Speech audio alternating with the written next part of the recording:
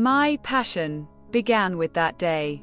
I remember that I then felt something of that which a man must feel when he enters the service. I had already ceased to be a young lad. I was in love. I have said that my passion dated from that day. I might have added that my sufferings also dated from that day. I languished when absent from Zinaida. My mind would not work. Everything fell from my hands. I thought intently of her for days together. I languished. But in her presence I was no more at ease. I was jealous. I recognized my insignificance. I stupidly sulked and stupidly fawned. And, nevertheless, an irresistible force drew me to her, and every time I stepped across the threshold of her room, it was with an involuntary thrill of happiness. Zinaida immediately divined that I had fallen in love with her, and I never thought of concealing the fact. She mocked at my passion, played tricks on me, petted and tormented me. It is sweet to be the sole source, the autocratic and irresponsible cause of the greatest joys and the profoundest woe to another person. And I was like soft wax in Zinaida's hands. However, I was not the only one who was in love with her. All the men who were in the habit of visiting her house were crazy over her. And she kept them all in a leash at her feet. It amused her to arouse in them now hopes, now fears, to twist them about at her caprice. She called it knocking people against one another, and they never thought of resisting, and willingly submitted to her. In all her vivacious and beautiful being there was a certain peculiarly bewitching mixture of guilefulness and heedlessness, of artificiality and simplicity, of tranquility and playfulness. Over everything she did or said, over her every movement, hovered a light, delicate charm, and an original, sparkling force made itself felt in everything. And her face was incessantly changing and sparkling also.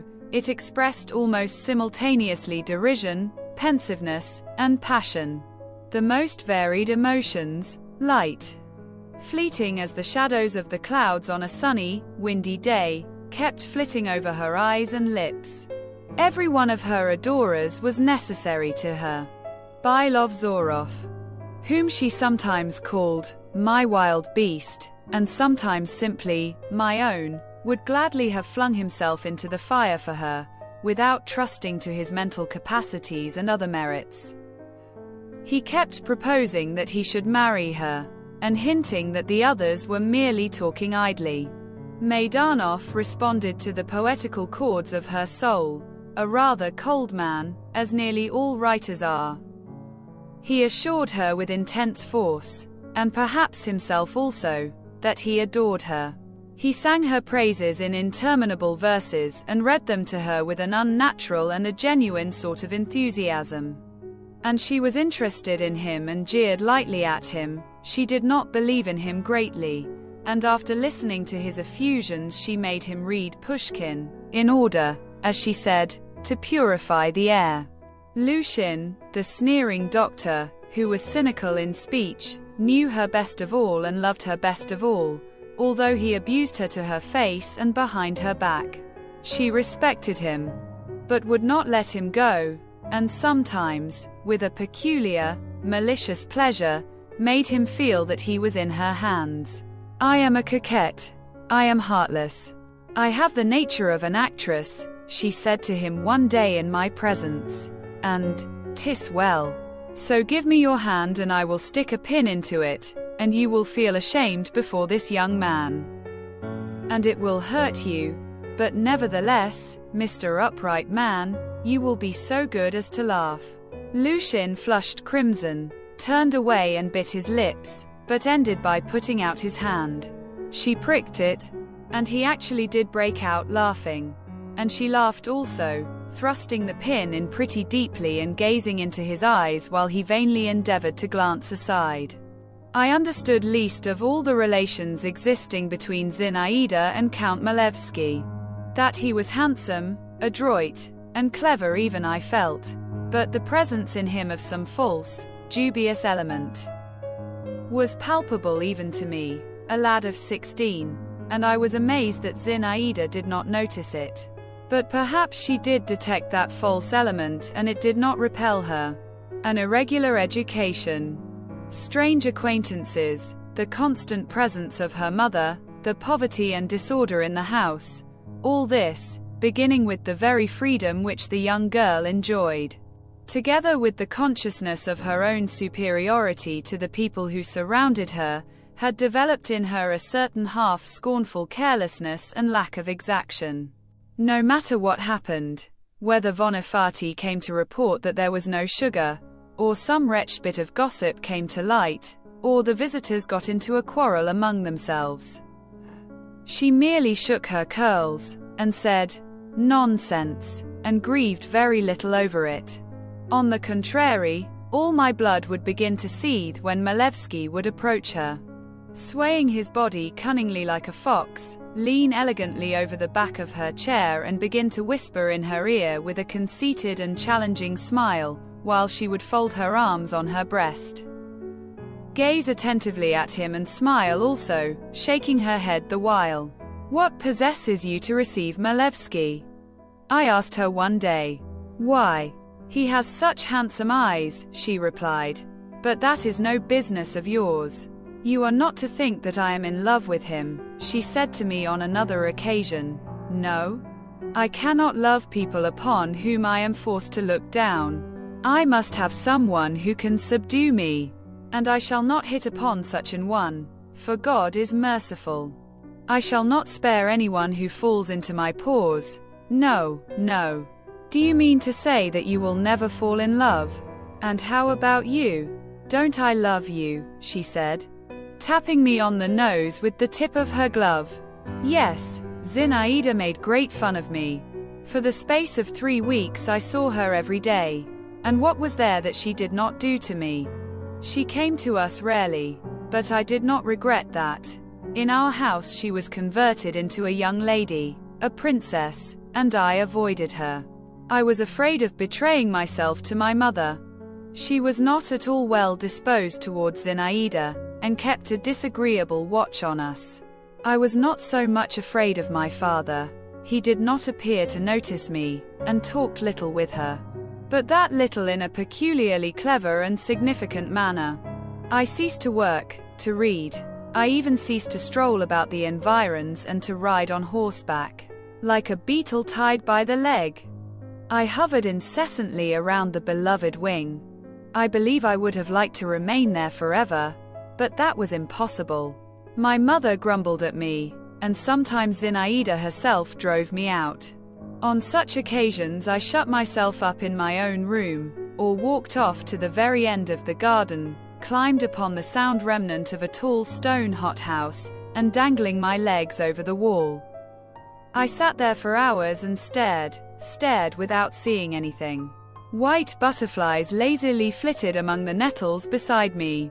An audacious sparrow perched not far off on the half-demolished red bricks and twittered in an irritating manner, incessantly twisting his whole body about and spreading out his tail. The still distrustful crows now and then emitted a caw, as they sat high above me on the naked crest of a birch tree. The sun and the wind played softly through its sparse branches.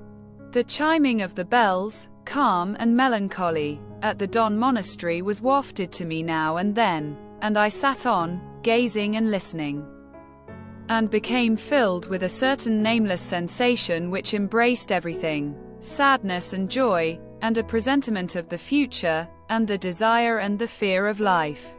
But I understood nothing at the time of all that which was fermenting within me, or I would have called it all by one name, the name of Zinaida. But Zinaida continued to play with me as a cat plays with a mouse.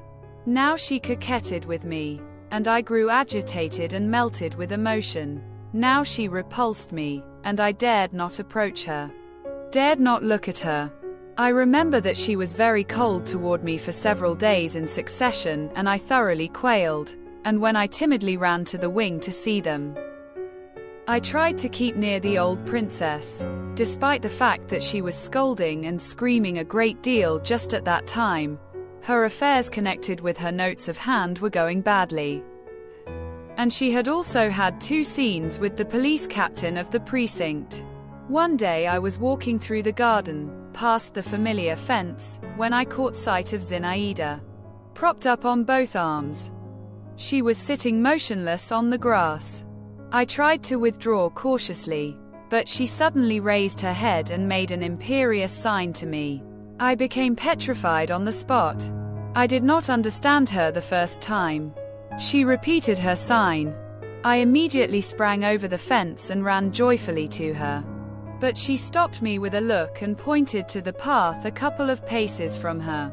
In my confusion, not knowing what to do, I knelt down on the edge of the path.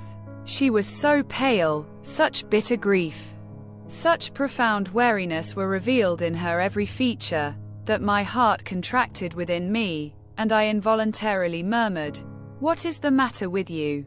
Zinaida put out her hand, plucked a blade of grass, bit it, and tossed it away as far as she could. "Do you love me very much?" she inquired suddenly.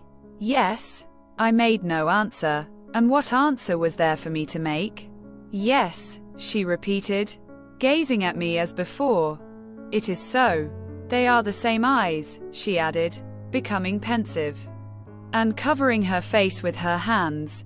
"Everything has become repulsive to me," she whispered.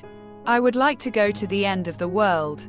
I cannot endure this. I cannot reconcile myself. And what is in store for me? Ack! I am heavy at heart. My God! How heavy at heart! Why?" I timidly inquired. Zinaida did not answer me and merely shrugged her shoulders. I continued to kneel and to gaze at her with profound melancholy. Every word of hers fairly cut me to the heart.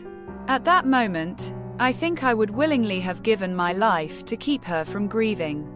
I gazed at her, and nevertheless, not understanding why she was heavy at heart, I vividly pictured to myself how, in a fit of uncontrollable sorrow, she had suddenly gone into the garden and had fallen on the earth, as though she had been mowed down.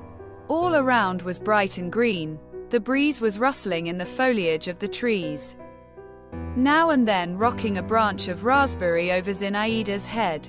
Doves were cooing somewhere and the bees were humming as they flew low over the scanty grass. Overhead the sky shone blue, but I was so sad. "Recite some poetry to me," said Zinaida in a low voice, leaning on her elbow.